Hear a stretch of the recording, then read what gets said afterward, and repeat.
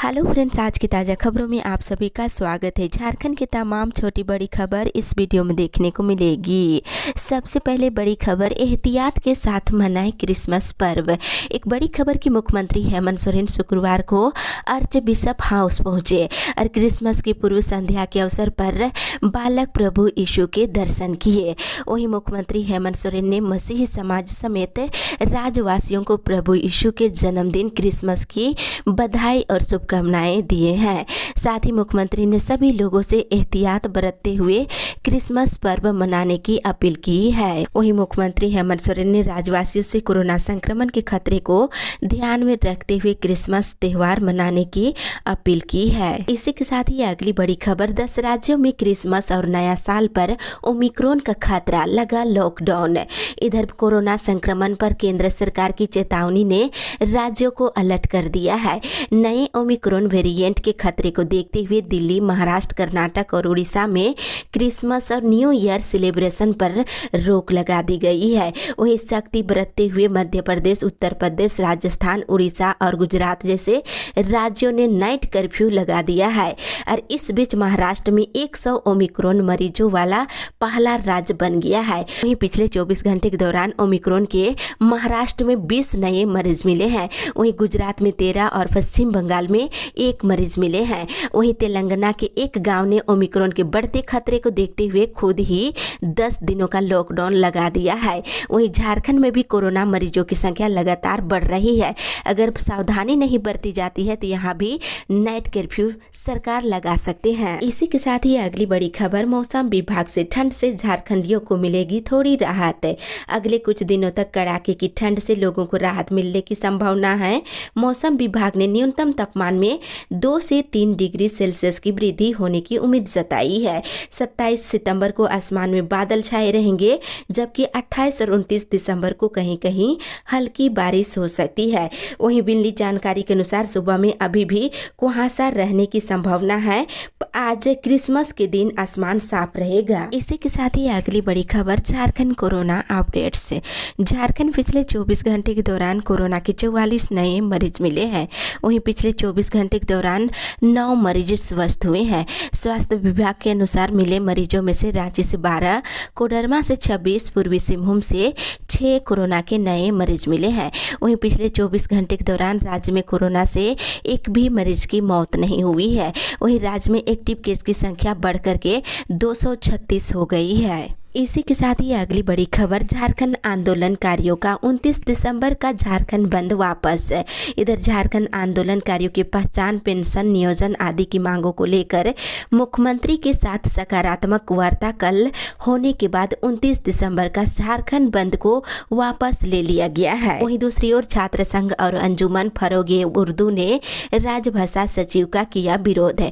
इधर जिला स्तरीय पदों के लिए मैट्रिक और इंटर स्तर की प्रतियोगिता परीक्षा में क्षेत्रीय भाषा के साथ द्वितीय राजभाषा उर्दू को शामिल नहीं किए जाने पर झारखंड छात्र संघ और अंजुमन फरोगे उर्दू ने क्रमिक प्रशासनिक सुधार और राजभाषा विभाग के सचिव वंदना डांडेल का विरोध किया है। इसी के साथ ही अगली बड़ी खबर, आदिवासी जमीन के अवैध हस्तांतरण का पता लगाएगी राज्य सरकार। एक बड़ी खबर की राज्य सरकार 1932 से लेकर 2021 तक की अवधि में आदिवासियों की जमीन के अवैध हस्तांतरण का पता लगाएगी। इसके लिए भूमि राजस्व विभाग ने सभी आयुक्तों और उपायुक्तों को पत्र लिखकर CNT-SPT एक्ट के प्रावधान के आलोक में 14 बिंदुओं पर रिपोर्ट मांगी है। इसी के साथ ही अगली बड़ी खबर, जिला स्तरीय नियुक्ति परीक्षा में हिंदी और उर्दू नहीं है शामिल। इधर झारखंड सरकार ने राज्य कर्मचारी चयन आयोग के द्वारा ली जाने वाली तीसरी और चौथी श्रेणी की जिला स्तरीय परीक्षाओं में क्षेत्रीय भाषा की सूची जारी की है। उसमें मगही, अंगिका और भोजपुरी को शामिल कर लिया गया है। इससे पिछले कुछ दिनों से इस मुद्दे पर चल रहे विवाद को एक पड़ाव मिला है। हालांकि अभी तक ये पूरी तरह खत्म नहीं हुआ है, क्योंकि जिला स्तरीय नियुक्ति में मैथिली और राज्य स्तरीय नियुक्तियों में हिंदी और उर्दू को शामिल नहीं किया गया है।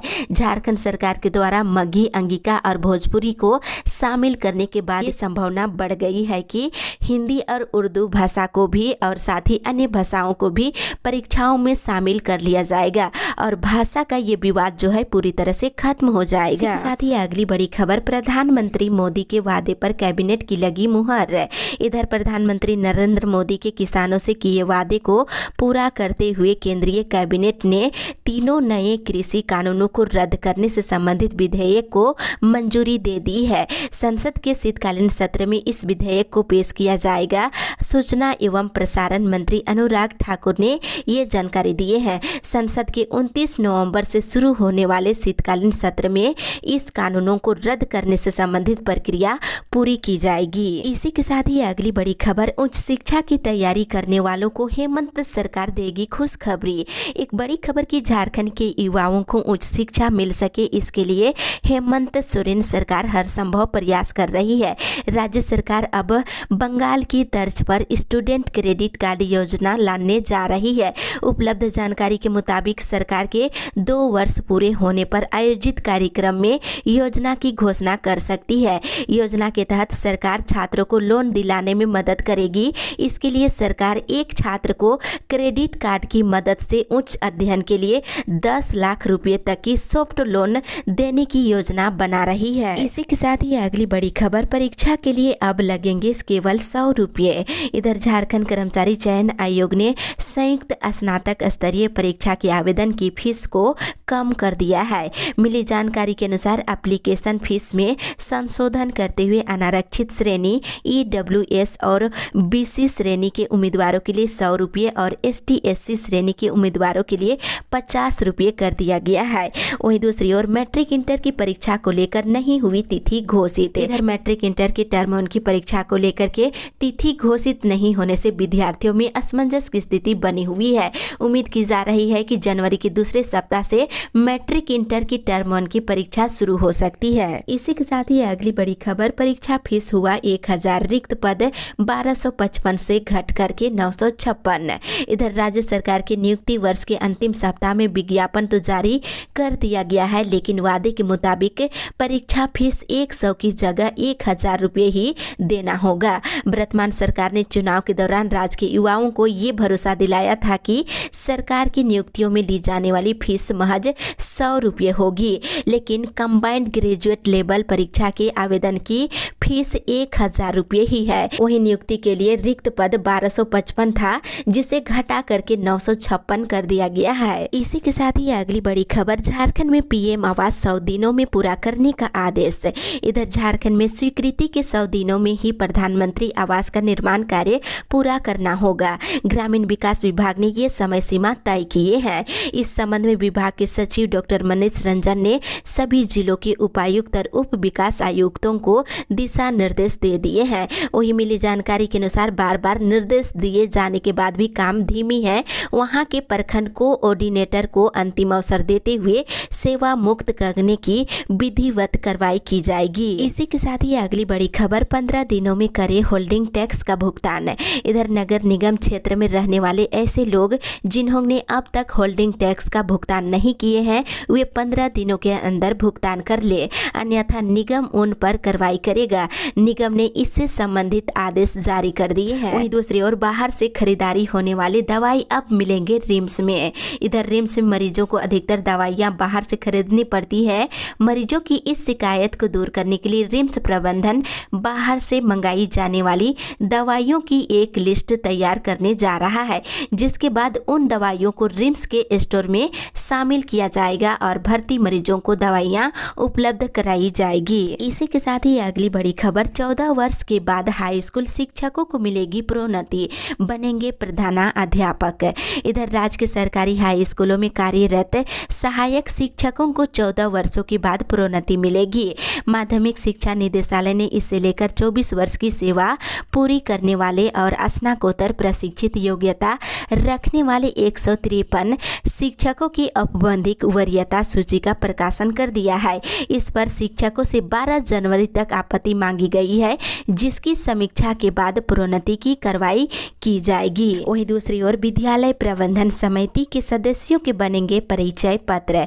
इधर राज्य सरकार विद्यालय प्रबंधन समितियों को सुदृढ़ करने के लिए कई नए कदम उठा रही है, ताकि विद्यालयों में बच्चों की शिक्षा और योजनाओं के संचालन की स्थानीय स्तर पर निगरानी रखी जा सके। झारखंड शिक्षा परियोजना परिषद ने इसे लेकर विद्यालय प्रबंधन समितियों के सदस्यों का परिचय पत्र बनाने का निर्णय लिया है और समिति के सदस्यों के लेटर पैड छपवाने और मुहर बनाने का निर्णय लिया गया है। इसी के साथ ही अगली बड़ी खबर, विश्व चौथी लहर की चपेट में, कोरोना महामारी को लेकर किया आगाह। इधर यूरोप और अमेरिका समेत विश्व के कई देशों में कोरोना संक्रमण के बढ़ते मामलों के बीच केंद्र सरकार ने लोगों को सावधान किया है। सरकार ने शुक्रवार को कहा है कि विश्व कोरोना महामारी की चौथी लहर के चपेट में है और हमें बेहद सतर्क रहने की जरूरत है। खास करके क्रिसमस और नए साल में जश्न मनाते हुए सावधानी बरतने को कहा है। संयुक्त प्रेस कॉन्फ्रेंस में केंद्रीय स्वास्थ्य सचिव राजेश भूषण ने कहा है कि विश्व में कोरोना महामारी की चौथी लहर की चपेट में है। गुरुवार को एक दिन में 9,64,000 से अधिक नए मामले सामने आए हैं। वहीं यूरोप, अफ्रीका और अमेरिका महाद्वीप में नए केस सबसे ज्यादा बढ़ रहे हैं। एशिया में मामले अभी कम मिल रहे हैं, लेकिन बहुत ही जल्द इनके बढ़ने की आशंका है। इसी के साथ ही अगली बड़ी खबर, रांची में मार्च से लगेगा स्मार्ट प्रीपेड मीटर। इधर राजधानी रांची में स्मार्ट प्रीपेड मीटर लगाने की दिशा में काम शुरू हो गया है। मार्च महीने से घरों में स्मार्ट मीटर लगाने का काम शुरू कर दिए जाने की बात की जा रही है। खास बात यह है कि इस मीटर की भुगतान की प्रक्रिया प्रीपेड होगी और इसे मोबाइल और डीटीएच की तरह रिचार्ज करवाना होगा। जितने का रिचार्ज आप करेंगे उतने दिन ही बिजली का इस्तेमाल कर सकेंगे। इसी के साथ ही अगली बड़ी खबर, सभी स्कूली बच्चों का बैंकों में खोले खाता। इधर पाकुड़ जिले के बीआरसी केंद्र में शुक्रवार को मासिक गुरु गोष्ठी का आयोजन हुआ।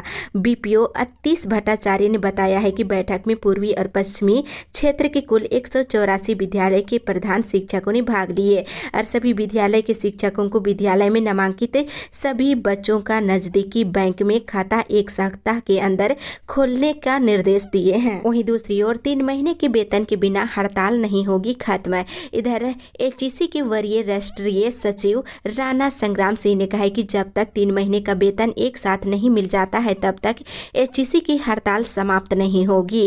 1 महीने के वेतन का भुगतान तो हो गया है, अब जनवरी के पहले सप्ताह तक 2 महीने का वेतन भुगतान हो जाना चाहिए। वहीं दूसरी ओर एचईसी कर्मियों के साथ अन्याय बर्दाश्त नहीं। इधर बता दें, प्रदेश कांग्रेस कमेटी के कार्यकारी अध्यक्ष गीता कोड़ा ने अब एचईसी कर्मियों के पक्ष में आवाज उठाया है। उन्होंने कहा कि केंद्र सरकार एचईसी की जिम्मेवारी लेने से पीछे भाग रही है। वहीं एचईसी कर्मियों के साथ हो रहे अन्याय को बर्दाश्त नहीं किया जाएगा। इसी के साथ ही अगली बड़ी खबर, जेएसएसयू ने शुरू किया पोस्ट कार्ड अभियान। इधर जेपीएससी आंदोलन के 54वें दिन झारखंड स्टेट स्टूडेंट्स यूनियन के द्वारा झारखंड हाईकोर्ट के मुख्य न्यायाधीश के नाम पोस्ट कार्ड अभियान की शुरुआत रांची से की गई है। पोस्ट कार्ड अभियान पूरे राज्य में चलाया जाएगा। बता दें, जेपीएससी के द्वारा जो विज्ञापन जारी किया गया है उसमें वैसे खतियानधारी छात्रों को बाहर कर दिया गया है जिन्होंने झारखंड से बाहर मैट्रिक इंटर की पढ़ाई की है। इसको लेकर विरोध किया जा रहा है। इसके साथ ही इधर झारखंड पंचायत राज संशोधन विधेयक पर राज्यपाल की मिली स्वीकृति। झारखंड पंचायत राज संशोधन विधेयक पर राज्यपाल रमेश बैस की अनुमति के बाद राज्य सरकार ने गजट का प्रकाशन कर दिया है। साथ ही इधर भाजपा की प्रदेश स्तरीय संयुक्त बैठक 26 को, भाजपा के सभी 7 मोर्चा की प्रदेश स्तरीय संयुक्त बैठक 26 दिसंबर को रामगढ़ में होगी। इसी के साथ ही अगली बड़ी खबर, पारा मेडिकल प्रवेश परीक्षा का परिणाम जारी। इधर झारखंड संयुक्त प्रवेश प्रतियोगिता परीक्षा परिषद ने पारा मेडिकल प्रवेश परीक्षा 2021 का परिणाम और मेधा सूची जारी कर दी है। इसके साथ ही शुक्रवार से पहली ऑनलाइन काउंसलिंग की प्रक्रिया भी शुरू हो गई है। साथ ही इधर 7वीं जेपीएससी पीटी परीक्षा रद्द करने को लेकर हाईकोर्ट में याचिका। इधर 7वीं जेपीएससी की प्रारंभिक परीक्षा में आरक्षण देने का मामला झारखंड हाईकोर्ट पहुंच गया है। पार्थी कुमार सन्यान की ओर से अधिवक्ता अमृतांश वत्स ने पीटी परीक्षा में आरक्षण दिए जाने का दावा करते हुए हाईकोर्ट में याचिका दाखिल की है। उन्होंने बताया है कि 7वीं जेपीएससी की विज्ञापन में पीटी में आरक्षण दिए जाने का कोई प्रावधान नहीं दिया गया है। इसके साथ ही इधर 100% वैक्सीनेशन को लेकर घर घर होगा सर्वे। इधर कोरोना वैक्सीनेशन 100% दिलाने के उद्देश्य से गिरिडीह जिले के पेरटाड़ प्रशासन सर्वे कराएगा। आंगनबाड़ी सेविका, जन सेवक, रोजगार सेवक, पंचायत सचिव, स्वास्थ्य सहिया 2 दिनों के अंदर अपने अपने विभागीय कार्यालयों में वैक्सीन से छूटे लोगों की सूची सौंपेंगे। इसी के साथ ही अगली बड़ी खबर, सरकार कोरोना जांच मशीन खरीदने में है विफल। इधर भाजपा प्रदेश अध्यक्ष दीपक प्रकाश ने शुक्रवार को राज्य सरकार पर कड़ा प्रहार किया है। उन्होंने कहा कि ये सरकार केवल जनता की गढ़ी कमाई से जमा करोड़ों रुपए पानी की तरह बहाते जा रही है। उन्होंने कहा कि मंत्रियों के लिए महंगी गाड़ी और बड़े बंगले के लिए राज्य सरकार चिंतित है, लेकिन कोरोना जांच के लिए जीनोम सीक्वेंसिंग मशीन खरीदने में सरकार अब तक विफल रही है। इसी के साथ ही अगली बड़ी खबर, बिजली व्यवस्था में सुधार नहीं तो होगी बेमियादी तालाबंदी। इधर घाटशिला क्षेत्र में अनियमित विद्युत आपूर्ति व्यवस्था के खिलाफ शुक्रवार को भारतीय जनता पार्टी ने जन आक्रोश रैली निकाली और विद्युत विभाग के कार्यालय तक जन आक्रोश रैली निकालकर विरोध प्रदर्शन किया गया। और घाटशिला के पूर्व विधायक लक्ष्मण टुंडू ने कहा है कि घाटशिला की जनता लचर विद्युत व्यवस्था से परेशान है। क्षेत्र में 10 से 12 घंटे तक बिजली काटी जा रही है। इस समस्या पर झारखंड सरकार चुप है। वहीं विद्युत व्यवस्था में सुधार नहीं होगा तो भाजपा विधायक कार्यालय में अनिश्चितकालीन तालाबंदी करेंगे। इसी के साथ ही अगली बड़ी खबर, 7 जनवरी तक खुलवाए विद्यार्थियों का बैंक खाता।